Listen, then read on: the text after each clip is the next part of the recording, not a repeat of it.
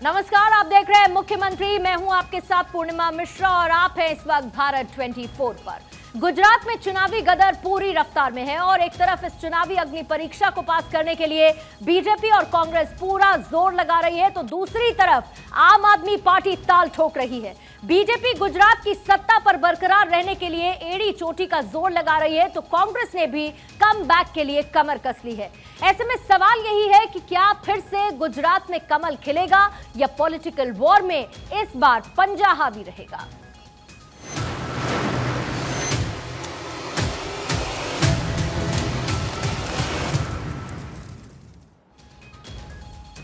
तो गुजरात विधानसभा चुनाव को लेकर बीजेपी ने प्रत्याशियों की पहली सूची जारी कर दी है और इस लिस्ट में कुल 160 उम्मीदवार हैं। बीजेपी ने मुख्यमंत्री भूपेंद्र पटेल को उनके निर्वाचन क्षेत्र घाटलोड़िया से उम्मीदवार बनाया और कई मौजूदा विधायकों के टिकट काटे भी गए। पिछले विधानसभा चुनाव में पाटीदार आंदोलन का चेहरा रहे हार्दिक पटेल और क्रिकेटर रविंद्र जडेजा की पत्नी रेवाबा जडेजा को भी टिकट दिया गया है। कैंडिडेट के चयन बीजेपी ने जातीय और सियासी समीकरण को साधते हुए पूरा ख्याल रखते हुए किए हैं। बीजेपी गुजरात की जंग फतह करने के लिए पाटीदार, ओबीसी, ब्राह्मण, क्षेत्रीय पर सियासी दांव खेल रही है, लेकिन सबसे ज्यादा तवज्जो पाटीदार और ओबीसी समुदाय को दी गई है। यानी कि 160 लोगों की जो सूची जारी की गई है उसमें से बीजेपी ने 40 पाटीदारों को टिकट दिया है। टिकट वितरण में पाटीदारों की 25% की हिस्सेदारी है, यानी कि पलड़ा पाटीदार चेहरों को लेकर भारी नजर आता है इस सूची में। 40 पाटीदार में 23 लेउआ और 17 करबा पटेल हैं। 49 ओबीसी को टिकट मिला है, यानी कि 30% से ज्यादा हिस्सेदारी की। एक तरफ पाटीदार का पलड़ा भारी तो दूसरी तरफ ओबीसी की भी ज्यादा तादाद नजर आती है। 49 ओबीसी में कोली समाज के 17 लगभग प्रत्याशियों को टिकट दिया गया है। ओबीसी के ठाकुर समाज से 14 उम्मीदवारों को टिकट मिला है और एससी समुदाय के 24 लोगों को टिकट दिया गया है। इधर एसटी समाज के 13 उम्मीदवार ऐसे हैं जो इस सूची में शामिल किए गए हैं। वहीं जो क्षेत्रीय समुदाय हैं उसमें 17 लोगों को टिकट दिया गया है। क्षत्रिय लोगों की बात हो रही है। 13 ब्राह्मण उम्मीदवारों को टिकट मिला है और जो जैन समुदाय से ताल्लुक रखने वाले प्रत्याशी हैं उनकी संख्या 3 है, जिन्हें बीजेपी ने उम्मीदवार बनाया है। कुल मिलाकर अगर इस पूरी लिस्ट को आप ध्यान से देखेंगे तो बीजेपी ने जातीय समीकरण के जरिए जो गुजरात के क्षेत्रीय इलाके हैं उसमें जीत का परचम फहराने की पूरी कोशिश की रणनीति तैयार की है। खासतौर से नॉर्थ गुजरात में ओबीसी जातीय के समीकरण को देखते हुए टिकट बांटे गए हैं, क्योंकि पाटीदार आंदोलन के चलते इस इलाके में बीजेपी को एक बड़ा नुकसान उठाना पड़ा था। जाहिर बात है ये एक तरीके की डैमेज कंट्रोल की कोशिश है, जो पहले हुआ वो इस बार ना हो। बीजेपी ने इस बार ओबीसी का भी खास ख्याल रखा है। इसके साथ ही सौराष्ट्र में बीजेपी ने नए चेहरों पर दांव खेला है, क्योंकि पिछले चुनाव में कांग्रेस का इस इलाके में पलड़ा भारी नजर आया था। इधर साउथ गुजरात में बीजेपी ने पुराने चेहरों पर दांव लगाया है, यानी अलग अलग तरीके की रणनीति इस लिस्ट के जरिए तैयार की गई है। जब प्रत्याशियों का चयन किया गया है ताकि जातीय समीकरणों के साथ साथ लोगों की पसंद नापसंद के हिसाब से ही कैंडिडेट को मैदान में उतारा जाए। साल 2017 में बीजेपी डबल डिजिट से आगे नहीं बढ़ पाई थी और इसके पीछे की वजह पाटीदार समुदाय की नाराजगी, यानी चुनाव से पहले पाटीदार समाज के लोग बीजेपी से काफी नाराज थे। पाटीदार आंदोलन हर किसी को याद है और इसका सीधा सीधा असर सौराष्ट्र और साथ ही कच्छ के इलाकों में देखा गया था। ऐसे में आपको पाटीदार समुदाय के बारे में बताना जरूरी है कि आखिर ये समुदाय क्यों अहम है और इस बार के चुनाव में क्यों पाटीदार समुदाय गेम चेंजर साबित हो सकता है। 182 में से 71 सीटों पर पाटीदार प्रभावित करते हैं, यानी सीधे सीधे 71 सीटें इस समुदाय से प्रभावित होती हैं। 52 सीटों पर पाटीदारों की आबादी 20% से भी ज्यादा है। सौराष्ट्र में पाटीदार समाज का जबरदस्त प्रभाव देखने को मिलता है, इसीलिए सौराष्ट्र में कैसे मजबूती लाई जाए इस पर रणनीति केंद्रित करते हुए बनाई गई है। पाटीदार समुदाय की 2 उपजातियां भी हैं, जैसे कि लेउआ पटेल और कड़वा पटेल। 70% लेउआ पटेल और 30% कड़वा पटेल है। साल 2017 में सौराष्ट्र और कच्छ में बीजेपी का जो प्रदर्शन था वो निराशाजनक रहा था, जिसका असर ये रहा कि डबल डिजिट से आगे बीजेपी नहीं बढ़ पाई थी। 54 में से सिर्फ 23 सीटें जीतने में कामयाब बीजेपी रही थी। और ये गलती दोबारा ना हो, इसीलिए पुरानी गलतियों से सीख लेते हुए बीजेपी डैमेज कंट्रोल करती हुई आगे सुधार की तरफ बढ़ती हुई अपने प्रत्याशियों की लिस्ट में साफ नजर आती है। इधर गुजरात विधानसभा चुनाव में आम आदमी पार्टी पूरी ताकत के साथ चुनाव प्रचार कर रही है और इसके लिए उसने अपनी सारी ताकत झोंक दी है। यानी कि आम आदमी पार्टी पाटीदारों को लुभाने के लिए लगातार कोशिश में है, क्योंकि पार्टी ये बात जानती है कि पाटीदारों के समर्थन के बगैर कुछ भी हासिल नहीं होने वाला है। इसके साथ ही आम आदमी पार्टी ये भी समझ चुकी है कि बीजेपी की कमजोरी क्या हो सकती है और उसी कमजोरी को साधने की कोशिश पाटीदार समुदाय के जरिए आम आदमी पार्टी कर रही है। यही वजह है कि आम आदमी पार्टी ने सूरत के कतरगाम में अपने अध्यक्ष गोपाल इटालिया को मैदान में उतार दिया है। यानी कि गुजरात में आम आदमी पार्टी का प्रचार अभियान एक तरफ तेज देखने को मिला। केजरीवाल ने अभी तक 52 कार्यक्रम और रोड शो में हिस्सा लिया है। आपको याद होगा, जब जब दिल्ली में ईडी की हलचल बढ़ती थी, मनीष सिसोदिया और अरविंद केजरीवाल गुजरात में नजर आते थे। साल 2017 चुनाव में आम आदमी पार्टी को सिर्फ और सिर्फ 0.1% वोट मिला था, लेकिन 2022 में आम आदमी पार्टी की तरफ से ये पूरी कोशिश है कि वो अपना प्रभाव दिखा सके और आम आदमी पार्टी वही पार्टी है जो अपनी जीत का दावा, बदलाव का दावा गुजरात में करती हुई नजर आ रही है। दरअसल आम आदमी पार्टी जानती है कि सूबे में अगर पाटीदारों को समझाने में वो सफल हो गए तो चुनाव में सीधे सीधे इसका बड़ा फायदा वो ले पाएंगे। आम आदमी पार्टी इसका ट्रेलर 2021 के निकाय चुनाव में देख चुकी है और तब आम आदमी पार्टी ने पाटीदार का नारा जय सरदार लिखा था। यह प्रयोग रंग भी लाया और पार्टी ने सूरत निकाय में 27 सीटों पर कब्जा जमाया। इसी कॉन्फिडेंस से लबरेज आम आदमी पार्टी पाटीदार समुदाय को रिझाने में लगी हुई है। आम आदमी पार्टी ने काफी पाटीदारों को भी टिकट दिया। ये इसकी एक रणनीति का हिस्सा है ताकि पाटीदार समुदाय को प्रभावित कर सके, उसका वोट बैंक हासिल कर सके। केजरीवाल ने गुजरात अध्यक्ष के तौर पर एक पाटीदार का ही चुनाव किया है। हम बात कर रहे हैं गोपाल इटालिया। गोपाल इटालिया को गुजरात का अध्यक्ष आम आदमी पार्टी की तरफ से बनाया गया। यानी कि पाटीदार को लुभाने में लगी हुई आम आदमी पार्टी पाटीदार के जरिए इस बार के चुनाव में जीत का परचम लहराने की कोशिश में है। गुजरात चुनाव में आम आदमी पार्टी भले ही पूरी ताकत के साथ मैदान में उतरी हो, लेकिन पिछले 27 साल से सत्ता में बने रहने वाली पार्टी बीजेपी को इसकी परवाह नहीं है। और तो और बीजेपी का यह कहना है कि आम आदमी पार्टी के चुनावी मैदान में होने से बीजेपी को ही फायदा पहुंचेगा। गुजरात बीजेपी के अध्यक्ष सीआर पाटिल ने कहा है कि आम आदमी पार्टी जमीन पर दिखाई ही नहीं दे रही। आम आदमी पार्टी दूसरी पार्टियों के कुछ वोटों को अपने कब्जे में ले लेगी और आखिरकार इससे फायदा बीजेपी को ही मिलेगा।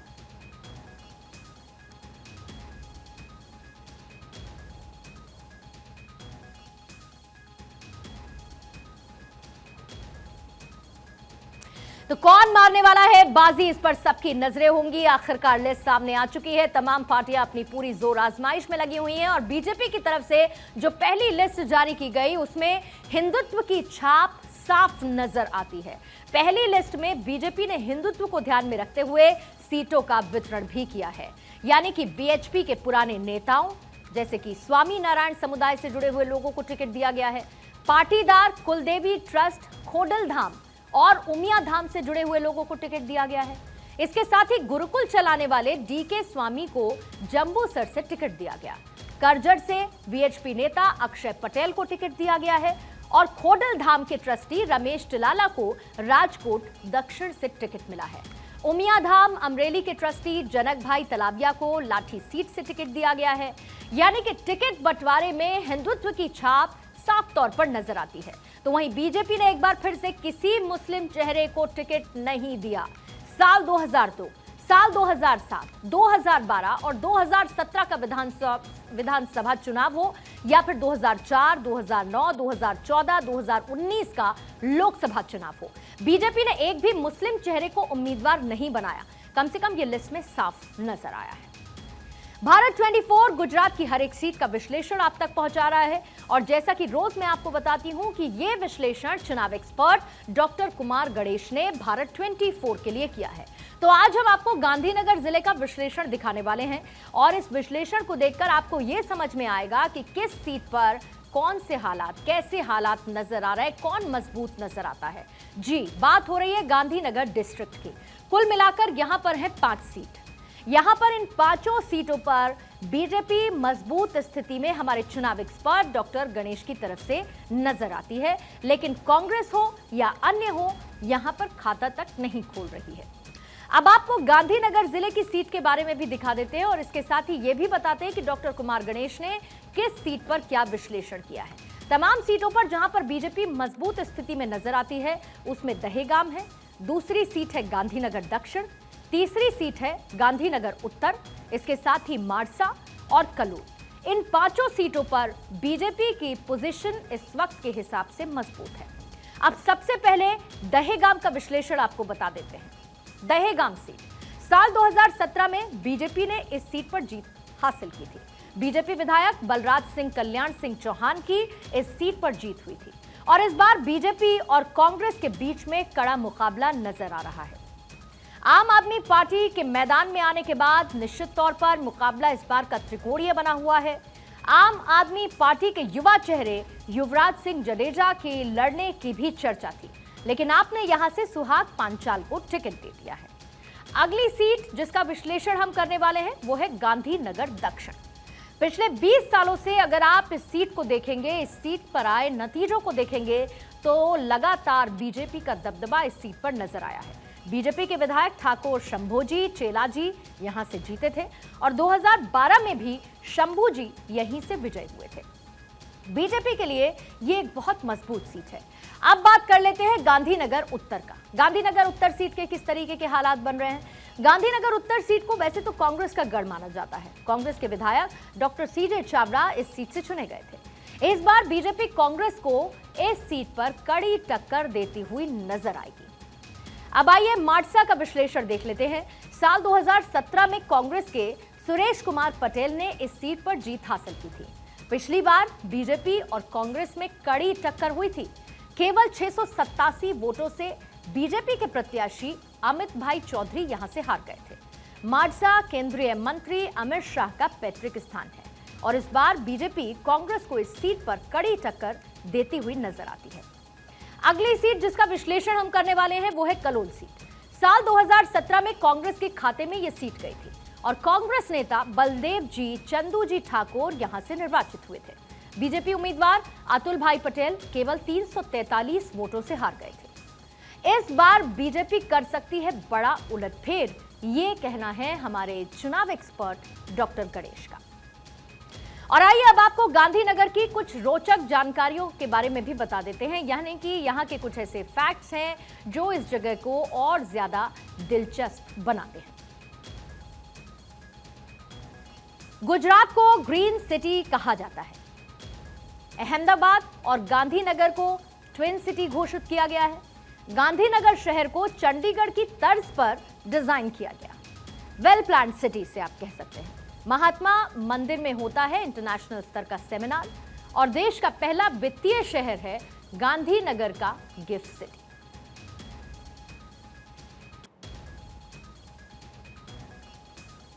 गुजरात विधानसभा चुनाव रफ्तार पकड़ने लगा है। पार्टियां अपने अपने उम्मीदवारों के नाम का ऐलान करने लगी हैं, लेकिन इसी बीच सट्टा बाजार में हलचल बढ़ चुकी है। गुजरात में किसकी सरकार बनेगी, इस बार सटोरियों ने किस पर दाव लगाया है, यह भी आपको बताते हैं।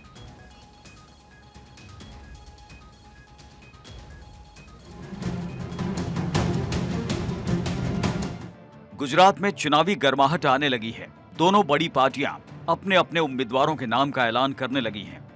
बीजेपी 7वीं बार सरकार बनाने की पुरजोर कोशिश में है और इसके लिए पार्टी ने पूरी ताकत लगा दी है। गुरुवार को बीजेपी ने पहली लिस्ट जारी की, जिसमें 38 सिटिंग विधायकों के नाम काट दिए। साफ है कि Bharatiya Janata party anti incumbency वाले उम्मीदवारों को टिकट देने से परहेज कर रही है। वहीं कांग्रेस ने 2 लिस्ट के जरिए 89 प्रत्याशियों के नाम का ऐलान कर दिया। गुजरात में किसकी सरकार बनेगी, ये तो 8 दिसंबर को पता चलेगा। सट्टा बाजार की माने तो गुजरात में एक बार फिर बीजेपी मजबूत स्थिति में है और सरकार बना सकती है। सट्टेबाजों को उम्मीद है कि इस चुनाव में बीजेपी लगभग 2 दशक में सबसे अधिक सीटें हासिल करेगी। उनका अनुमान है कि आने वाले दिनों में सट्टा बाजार में कारोबार करीब 40,000 से 50,000 करोड़ रुपए तक पहुंच सकता है। सट्टा बाजार के आंकड़ों के मुताबिक बीजेपी को 135 सीटें मिल रही हैं, तो वहीं कांग्रेस महज 29 सीटों पर सिमट रही है। बीजेपी के लिए 130 से 134 सीटों पर 100 रुपए पर 100 रुपए लगा है। 124 से 129 सीटों पर 95 रुपए लगा है।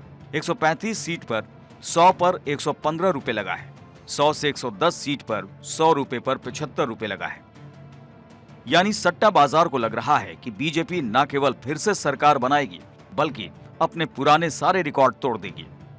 वहीं कांग्रेस की स्थिति सट्टा बाजार काफी खराब दिखा रहा है। पिछले विधानसभा चुनाव के मुकाबले इस बार उसे काफी कम सीटें मिल सकती हैं। कांग्रेस के लिए 24 से 30 सीटों पर 100 रुपए पर 100 रुपए लगा है। 31 से 40 सीट पर 100 रुपए पर 115 रुपए लगा है। वहीं 40 से 50 सीट पर 100 रुपए पर 125 रुपए लगा है। वैसे तो गुजरात की सत्ता में बीजेपी लंबे समय से काबिज है, लेकिन इस बार समीकरण बदले नजर आ सकते हैं। ऐसा इसलिए क्योंकि दिल्ली और पंजाब जीतने के बाद आम आदमी पार्टी ने गुजरात में भी पूरी ताकत लगा दी है। ऐसे में मुकाबला त्रिकोणीय हो सकता है, इसलिए सबकी नजर इस बार के चुनाव पर खास तौर पर टिकी है। हालांकि सट्टा बाजार ने आम आदमी पार्टी को ज्यादा भाव नहीं दिया है और वो ज्यादा जगहों पर सिर्फ कांग्रेस का वोट काटने का ही काम करेगी। आम आदमी पार्टी के लिए 12 से 14 सीटों पर 100 रुपए पर 100 रुपए लगा है। वहीं 15 से 16 सीटों पर 100 रुपए पर 120 रुपए लगा है। सटोरियों का आकलन है कि आम आदमी पार्टी इस बार कांग्रेस के वोट बैंक में सेंध लगाएगी। अल्पसंख्यक वोट आम आदमी पार्टी को मिल सकता है, लेकिन एक बात तो साफ है कि सटोरियों की नजर में एक बार फिर से बीजेपी की सरकार बनती दिख रही है। हालांकि अभी यह शुरुआत है। जैसे जैसे मतदान के दिन करीब आएंगे, भाव में उतार चढ़ाव भी देखने को मिलेगा। मनीष देसाई, अहमदाबाद, भारत 24। तो एक तरफ गुजरात का विश्लेषण, दूसरी तरफ हिमाचल प्रदेश की बात, क्योंकि हिमाचल प्रदेश की 68 सीटों पर वोटिंग का काउंटडाउन शुरू हो चुका है। 12 नवंबर को सुबह 8 बजे से वोटिंग की शुरुआत हो जाएगी और लोग अपने मताधिकार का इस्तेमाल शाम 5 बजे तक कर पाएंगे। वोटों की गिनती 8 दिसंबर को होगी और इसी दिन चुनावी नतीजे भी घोषित किए जाएंगे। मतदान को लेकर निर्वाचन आयोग पूरी तरीके से मुस्तैद है। चुनाव आयोग ने वोटिंग को लेकर तैयारियां पूरी कर ली है।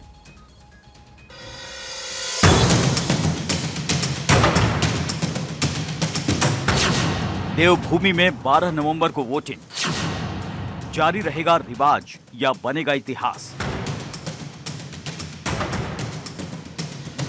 पहाड़ी राज्य हिमाचल प्रदेश चुनाव की दहलीज पर खड़ा है। 12 नवंबर को वोटिंग होने वाली है। जनता का मत तय करेगा कि राज्य में रिवाज कायम रहेगा या इस बार इतिहास रचा जाएगा। रिवाज कायम रहा तो 68 विधानसभा सीटों वाले हिमाचल में कांग्रेस की सत्ता में वापसी हो जाएगी और अगर इतिहास रचा गया तो एक बार फिर बीजेपी सरकार बना ले जाएगी। वोटिंग को लेकर तैयारियां पूरी हो गई हैं। मतदान केंद्रों पर पोलिंग पार्टी पहुंचने लगी है। सबसे पहले ऊंचाई वाले कई मतदान केंद्रों पर पोलिंग पार्टियां पहुंच गई हैं। कांगड़ा की सबसे दुर्गम पंचायत बड़ा भंगाल में मतदान करवाने के लिए 3 सदस्यों की पोलिंग टीम के साथ ईवीएम और अन्य सामान हेलीकॉप्टर से पहुंचाया गया। इस पंचायत में 67 मतदाता अपने मताधिकार का प्रयोग करेंगे।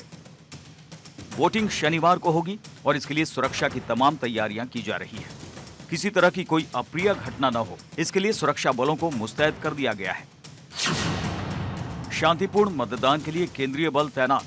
मतदान को लेकर 67 कंपनियां तैनात। इनमें करीब 6700 जवान शामिल। इनमें सीआरपीएफ की 15 कंपनियां भी शामिल। हर पोलिंग स्टेशन पर सीआरपीएफ का 1 जवान जरूर तैनात रहेगा। इसके साथ होमगार्ड के 2 और 3-4 पुलिस के जवान तैनात रहेंगे। मतदान के बाद ईवीएम को सेंट्रल फोर्स की निगरानी में रखा जाएगा। 12 नवंबर को वोटिंग होगी और 8 दिसंबर को नतीजे आएंगे। इस दिन पता चल जाएगा कि देवभूमि में सत्ता के सिंहासन पर कौन बैठेगा। रिवाज जारी रहेगा या फिर कमल फिर से खिलेगा। Bureau report, Bharat 24। और हिमाचल के बाद आइए अब आपको लिए चलते हैं दक्षिणी राज्य कर्नाटक, जहां पर विधानसभा चुनाव हालांकि अभी 5 महीने दूर है, लेकिन बीजेपी ने अभी से तैयारी शुरू कर दी है। दरअसल प्रधानमंत्री नरेंद्र मोदी आज बेंगलुरु में थे, जहां पर उन्होंने प्रतिमा का अनावरण किया और फूल माला चढ़ाकर चुनाव से पहले कई संदेश देने की कोशिश भी की। इसके साथ ही वंदे भारत एक्सप्रेस और कैंपेगौड़ा हवाई अड्डे के टर्मिनल 2 का उद्घाटन कर प्रधानमंत्री ने कर्नाटक को कई सौगात दी।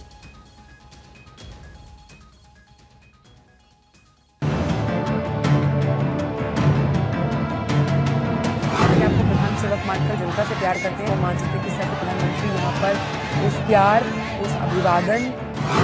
मिशन दक्षिण पर पीएम मोदी, कर्नाटक को करोड़ों की सौगात। कर्नाटक में अगले 5 महीने में विधानसभा चुनाव होने को हैं। ऐसे में बीजेपी अभी से ही एक्शन में आ गई है। बेंगलुरु में प्रधानमंत्री नरेंद्र मोदी ने करोड़ों रुपए की सौगात दी। बेंगलुरु में पीएम मोदी ने कवि कनक दास और महर्षि वाल्मीकि की प्रतिमाओं पर पुष्पांजलि अर्पित की।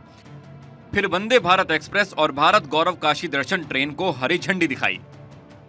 इसके बाद पीएम मोदी ने कैंपेगौड़ा अंतर्राष्ट्रीय हवाई अड्डे के टर्मिनल 2 का उद्घाटन किया। इसे करीब 5,000 करोड़ की लागत से बनाया गया है।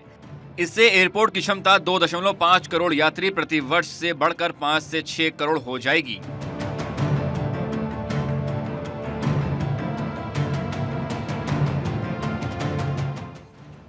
पीएम मोदी ने नाद प्रभु कैंपेगौड़ा की 108 फीट की प्रतिमा का भी अनावरण किया।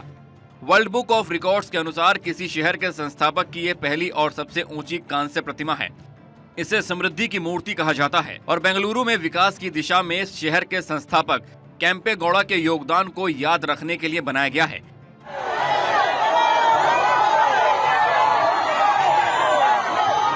पीएम मोदी के इस दौरे को चुनाव से जोड़कर देखा जा रहा है। इसके पीछे वजह भी है।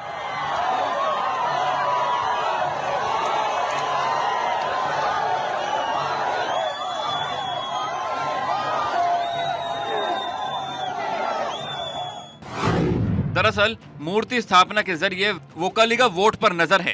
कनक दास की प्रतिमा पर माल्यार्पण से कुरुबा वोट बैंक पर नजर है। महर्षि वाल्मीकि के जरिए एसटी मतदाताओं को लुभाने की कोशिश की गई है। बेंगलुरु दौरे के दौरान पीएम मोदी एक सार्वजनिक कार्यक्रम में शामिल हुए। इस दौरान पीएम मोदी ने कहा कि देश के विकास में कर्नाटक का बहुत बड़ा योगदान है। दुनिया भर में भारत की पहचान स्टार्टअप के रूप में हो रही है, जिसमें भारत की इस पहचान को सशक्त करने में बड़ी भूमिका बेंगलुरु की है। पूरी दुनिया में भारत की पहचान स्टार्टअप के लिए है और भारत की इस पहचान को सशक्त करने में बहुत बड़ी भूमिका हमारे बेंगलुरु की है। स्टार्टअप सिर्फ एक कंपनी भर नहीं होता। स्टार्टअप एक जज्बा होता है, कुछ नया करने का जज्बा, कुछ हटकर के सोचने का जज्बा। स्टार्टअप एक विश्वास होता है हर उस चुनौती के समाधान का जो देश के सामने है। इसलिए बेंगलुरु एक स्टार्टअप स्पिरिट का प्रतिनिधित्व करता है। बेंगलुरु दौरे के दौरान पीएम मोदी ने रोड शो किया। इस दौरान वहां के लोगों ने भी उनका गर्मजोशी से स्वागत किया। मान सकते हैं कि सैकड़ों प्रधानमंत्री यहाँ पर उस प्यार, पीएम मोदी 2 दिन के मिशन दक्षिण पर हैं। 2 दिन में पीएम मोदी कर्नाटक, तमिलनाडु, आंध्र प्रदेश और तेलंगाना जाएंगे। लेकिन कर्नाटक दौरे को काफी अहम माना जा रहा है, क्योंकि ये सूबे बीजेपी शासित हैं और फिर से कमबैक करने के लिए बीजेपी अभी से जुट गई है।